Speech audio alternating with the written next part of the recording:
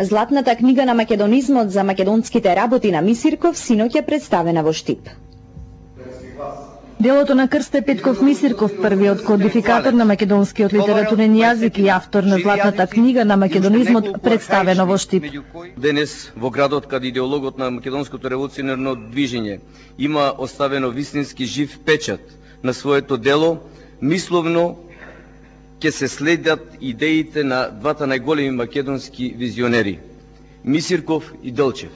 Мисирков живееше во време на буни и востанија како израз на слободарскиот копнеж на Македонија и стремежот за независност и самостојност.